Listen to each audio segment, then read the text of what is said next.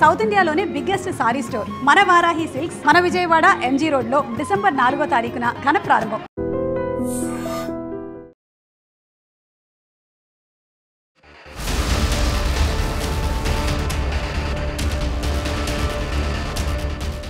మరో తుఫాను దూసుకొస్తోంది. దిత్వా అలర్ట్తో ఇప్పటికే రాష్ట్ర ప్రభుత్వం కూడా అప్రమత్తమవుతోంది. ఏ జిల్లాల్లో ఎలాంటి రెయిన్ఫాల్ ఉండబోతోంది, ఈ తుఫాను ప్రభావం వల్ల ఎన్ని రోజుల పాటు ఎఫెక్ట్ ఉంటుంది, ప్రస్తుతానికి దిత్వా డైరెక్షన్ ఎలా ఉందో తెలుసుకుందాం. వాతావరణ శాఖ అధికారి ఎస్ విజయ్ కుమార్ గారు మనతో పాటు ఉన్నారు. సార్, ప్రస్తుతానికి దిత్వా డైరెక్షన్ ఎట్లా ఉంది? నిన్న నైరుతి బంగాళాఖాతం శ్రీలంక పరిసర ప్రాంతాల్లో ఉన్న దిత్వా తుఫాను ప్రస్తుతం కోస్తా శ్రీలంక మరియు నైరుతి బంగాళాఖాత పరిసర ప్రాంతాలలో తుఫానుగానే కొనసాగుతుంది. ఇది ఉత్తర వాయువ్య దిశలో పయనాన్ని కొనసాగిస్తుంది. తదుపరి 2 రోజులు కూడా ఉత్తర వాయువ్య దిశలోనే పయనించి నైరుతి బంగాళాఖాతం మీదుగా పుదుచ్చేరి, ఉత్తర తమిళనాడు, దక్షిణ కోస్తా ఆంధ్రప్రదేశ్ తీరాల వైపుకు చేరుకునే అవకాశం ఉన్నది. దీని ప్రభావం వలన రేపటి నుంచి వర్షాల యొక్క ప్రభావం పెరిగే అవకాశం కోస్తా జిల్లాలపై ఉంటుంది. ముఖ్యంగా దక్షిణ కోస్తాలో క్షేత్రీయ విస్తృతి పెరిగే అవకాశం ఎక్కువగా ఉంది. దక్షిణ కోస్తా జిల్లాల్లో ఈరోజు 1-2 ప్రాంతాల్లో, రేపు కొన్ని ప్రాంతాలలో 3వ రోజు 4వ రోజు అంటే నవంబర్ 30, డిసెంబర్ 1వ తేదీ నాటికి అత్యధిక ప్రాంతాలలో తేలికపాటి నుంచి మోస్తరు వర్షాలు ఉండే అవకాశం ఉంది. తరువాత పలు ప్రాంతాలకు, కొన్ని ప్రాంతాలకు పరిమితమయ్యే అవకాశం ఉన్నది. ఇక ఉత్తర కోస్తా జిల్లాల్లో ఈరోజు రేపు 1-2 ప్రాంతాల్లో, ఈరోజు రేపు 1-2 ప్రాంతాల్లో, 3వ రోజు కొన్ని ప్రాంతాల్లో, 4వ రోజు అంటే 1వ తేదీన డిసెంబర్ 1వ తేదీన అత్యధిక ప్రాంతాలలో తేలికపాటి నుంచి మోస్తరు వర్షపాతం పడే అవకాశం ఉంది. తదుపరి 3 రోజులు కూడా క్షేత్రీయ విస్తృతి తగ్గి అది కొన్ని ప్రాంతాలకు పరిమితమయ్యే అవకాశం ఉంది. ఇక ఎలాంటి వేగంతో కదులుతుంది ఒకసారి ఇండికేషన్? ఇక్కడ ఏంటంటే మీరు చూసినట్లయితే కొంత ప్రాంతంలో చాలా ఫాస్ట్గా మూవ్ అయింది. ఇప్పుడు 28వ తేదీ ఈ కొన్ని గంటల్లో దాని యొక్క గమనం కొంచెం తక్కువగా ఉంది. రాబోయే 1 రోజు వరకు గమనం కొంచెం తక్కువయ్యి తర్వాత వేగం పెరిగే అవకాశం ఉంది. అయితే దాని గమనం ఇందాక చూసినట్టయితే ఉత్తర వాయువ్య దిశలోనే పయనిస్తుంది. కొంతవరకు ఈ తీరానికి సమాంతరంగా ప్రయాణించడం జరుగుతుంది.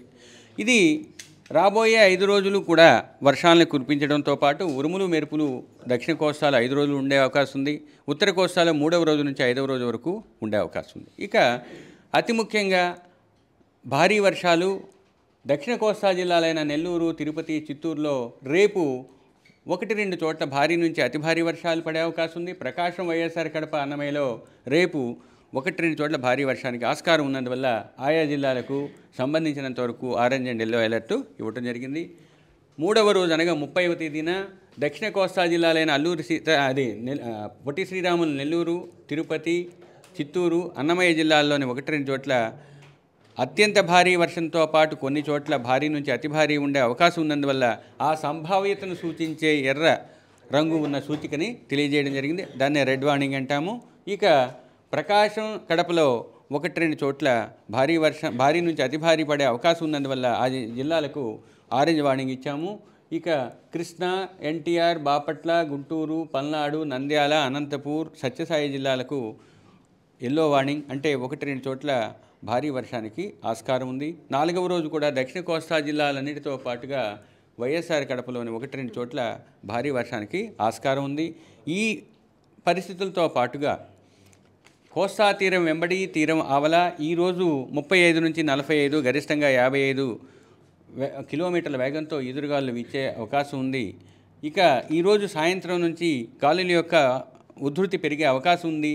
50 నుంచి 60, గరిష్టంగా 70 కిలోమీటర్ల వేగంతో ఈదురుగాలు దక్షిణ కోస్తా తీరం వెంబడి తీరం ఆవల ఉండే అవకాశం ఉంది. ఈ 50 నుంచి 60 నుంచి మొదలైన గాలులు రేపు సాయంత్రం వరకు కొనసాగి రేపు సాయంత్రానికి 60 నుంచి 70, గరిష్టంగా 80 వరకు చేరుకునే గేల్ విండ్స్ కొనసాగే అవకాశం ఉంది. ఎందుకంటే సైక్లోన్తో అసోసియేటెడ్ విండ్స్ని గేల్ విండ్స్ అంటాం. ఈ విధంగా సైక్లోన్ దగ్గరికి వచ్చే సమయంలో మన దక్షిణ కోస్తా తీరంలో కూడా రేపు సాయంత్రం నుంచి గేల్ విండ్స్ ఉండే అవకాశం ఉంది. రేపు ఎల్లుండి దక్షిణ కోస్తా తీరం మిగతా 2 రోజులు అంటే 4వ రోజు 5వ రోజు దక్షిణ కోస్తా తీరంతో పాటు దానికి ఆనుకుని ఉన్న ఉత్తర కోస్తా తీరం వెంబడి తీరం ఆవల కూడా ఈదురుగాలు వీచే అవకాశం ఉంది. కాబట్టి మత్స్యకారులు రాబోయే 5 రోజులు కూడా దక్షిణ కోస్తా తీరం వెంబడి దానికి ఆనుకుని ఉన్న సముద్ర ప్రాంతాలలో వేటకు వెళ్ళవద్దని హెచ్చరికలు జారీ చేయడం జరిగింది. వీటితో పాటుగా ఆంధ్ర రాష్ట్ర కోస్తా తీరం వెంబడి ఉన్న అన్ని ఓడరేవుల్లో 2వ నంబర్ ప్రమాద హెచ్చరికను ఎగురవేయడం జరిగింది. రాబోయే కొన్ని గంటల్లో ప్రమాద హెచ్చరికలు ముఖ్యంగా దక్షిణ కోస్తా జిల్లాల్లో ఉన్న ఓడరేవుల్లో ప్రమాద హెచ్చరికలు మారే అవకాశం ఉంది. సార్, అక్టోబర్, నవంబర్, డిసెంబర్ ఈ సీజన్లో వచ్చేటటువంటి అల్పపీడనాలు తుఫాన్గా డైవర్ట్ అవ్వడానికి ఎందుకు అసలు ఒకటి దీని మీద చాలా పెద్ద అనుసంధాన ప్రక్రియ జరిగింది. ప్రపంచంలో ఉన్న అన్ని ఓషన్ బేసిన్స్లో కూడా తుఫానులు ఎందుకు ఏర్పడతాయి, ఏర్పడినట్లయితే వాటికి అనుకూల పరిస్థితులు ఏంటి అనేవి పరిశీలించినట్లయితే ముఖ్యంగా సముద్ర ఉపరితల ఉష్ణోగ్రతలు ఒక కారణం. దాంతోపాటు కొంత లోతు వరకు అవే ఉష్ణోగ్రతలు కొనసాగే అవకాశం ఉండాలి. తరువాత ఓషన్ లేదా సముద్రం యొక్క ఉష్ణ గతిక శక్తి కూడా ఓషన్ థర్మల్ ఎనర్జీ అంటారు, అది కూడా ఉండాలి.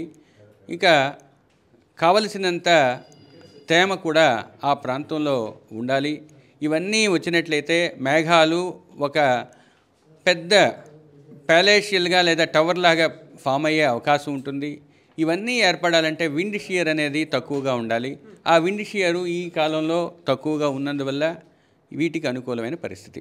మన రాష్ట్రంలో, మన దేశంలో ముఖ్యంగా ఇండియా చుట్టుప్రక్కల, భారతదేశం చుట్టుప్రక్కల ఉన్న సముద్ర ప్రాంతాలని, ఈ ప్రాంతాన్నంతటినీ కూడా ఉత్తర హిందూ సముద్రం అంటారు. ఈ ఉత్తర హిందూ సముద్ర ప్రాంతంలో 2 ఓషన్ బేసిన్స్ ఉన్నాయి. ఒక సముద్ర ప్రాంతమేమో బంగాళాఖాతం, రెండవది అరేబియా సముద్రం. ఈ రెండింటిలో కూడా తుఫానులు ఏర్పడటానికి అనుకూలమైన పరిస్థితులు ఉండే కాలం ఈ సమయం. పోస్ట్ మాన్సూన్ అంటారు, అంటే ఋతుపవనాల తదుపరి కాలం, ముఖ్యంగా అక్టోబరు, నవంబరు, డిసెంబరు వీటికి అనుకూలమైన పరిస్థితులు ఉంటాయి. అదే మాన్సూన్ లేదా ఋతుపవనాల సమయంలో ఈ విండ్ షియర్ అనేది ఎక్కువగా ఉన్నందువల్ల, అది కాకుండా అవి ఏర్పడే అవకాశం అంతా కూడా సముద్రానికి దగ్గరలో, అంటే తీర ప్రాంతానికి దగ్గరలోనే ఫామ్ అయ్యే అవకాశం ఆ టైంలో ఉంటుంది. మాన్సూన్స్ టైంలో అవి ఎక్కువ కాలం దాని యొక్క తేమని ఉంచుకోలేవు. సముద్రం నుంచి భూమి మీదకి వచ్చిన వెంటనే దాని యొక్క ఘర్షణ వల్ల దాని యొక్క శక్తిని కోల్పోతాయి. అందుకని ఓపెన్ సీ అంటారంటే సుదూర సముద్ర ప్రాంతాల నుంచి వాటి యొక్క శక్తిని పెంచుకుంటూ మన భూప్రాంతం వైపుకు వచ్చే అవకాశం ఉంటుంది. కాబట్టి post monsoon season, pre monsoon season, ఈ రెండింటినీ కూడా సైక్లోన్ పీరియడ్స్ అంటారు. కానీ పోస్ట్ మాన్సూన్లోనే ఈ ప్రాంతాలలో ఎక్కువ సైక్లోన్స్ ఫామ్ అయ్యే అవకాశం ఉంటుంది. ప్రీ మాన్సూన్లో తక్కువ ఉంటుంది. వీటినే మోడల్స్ అంటారు. మోడ్ అంటారు, మీకు తెలిసే ఉంటుంది. మోడ్ అంటే ఎక్కువ అవకాశం ఉండే సమయం. పోస్ట్ మాన్సూన్ అంటే మాన్సూన్ తదుపరి కాలం, అక్టోబర్, నవంబర్, డిసెంబర్, అలాగే ఏప్రిల్, మే, జూన్, ఆ పీరియడ్లో కూడా ఏర్పడతాయి, తక్కువగా ఏర్పడతాయి. సార్, ప్రస్తుతానికి దిత్వా ఎప్పుడు ఎక్కడ తీరం దాటుతుందని అంచనాలు? ఇప్పుడు ఉన్న ప్రణాళిక ప్రకారం లేదా సాంఖ్యికీయ నమూనాలు సూచించిన విధంగా మనం చెప్పుకోవాల్సి వస్తే ఈ తుఫాను తీరానికి సమాంతరంగా ప్రయాణించే అవకాశం కొంతకాలం ఉంది. 1వ తేదీ వరకు ఈ ప్యారలల్గా కోస్టుకు చాలా దగ్గరగా ఉండే అవకాశం ఉంది. తదుపరి గమనాన్ని మీకు రేపటి నుంచి తెలియజేయడం జరుగుతుంది. ఇది దిత్వా తుఫానుకు సంబంధించినటువంటి లేటెస్ట్ అప్డేట్. మరొక 5 రోజుల పాటు అంటే ఆంధ్రప్రదేశ్లో ఏ జిల్లాల్లో ఎలాంటి రెయిన్ఫాల్ ఇండికేషన్ ఉంది సూచిస్తూ మనకి రెడ్, ఆరెంజ్, ఎల్లో ఇండికేషన్స్ కూడా వాతావరణ శాఖ అధికారి వివరించడం జరిగింది. మత్స్యకారులు అయితే మాత్రం వేటకు వెళ్లకుండా ఉండాలి అని చెప్తూ ఇప్పటికే డైరెక్షన్స్ కూడా ఇవ్వడం జరిగిందని చెప్తున్నారు. సో ఇది ఎప్పుడు ఎక్కడ తీరం దాటబోతోంది అనేది ప్రస్తుతానికి అది తీరం వెంబడి సమాంతరంగా కొనసాగుతుంది. కాబట్టి దాని కదలికని బేస్ చేసుకొని ఎప్పటికప్పుడు అప్డేట్ ఇవ్వడానికి మేము సిద్ధంగా ఉన్నామని కూడా వాతావరణ శాఖ అధికారి ఎస్ విజయ్ కుమార్ గారు చెప్తున్నారు. నిజంగా ప్రస్తుతం ఉన్నటువంటి సమాజం దేనికి ప్రయారిటీ ఇస్తుంది? ఆర్థిక సంబంధాల చుట్టూ మాత్రమే తిరుగుతుంది. మళ్ళీ ఎన్నికలంగానే చాలా విరక్తి కలుగుతాం. మంచి అనిపిస్తుంది కదా, లేడీస్ కూడా ఛాలెంజింగ్ జాబ్స్ చేసినప్పుడు చాలా బాగుంటది. ట్రాఫిక్ అసిస్టెంట్స్ గా నియమించిన ట్రాన్స్జెండర్స్ అందరితో సాల్యూట్ చేయించుకుంటున్నారు. ఫుడ్ డెలివరీ ఇవ్వటానికి వెళ్ళినటువంటి డెలివరీ బాయ్ అనిల్ పై కళ్ళ ముందు పెళ్ళండి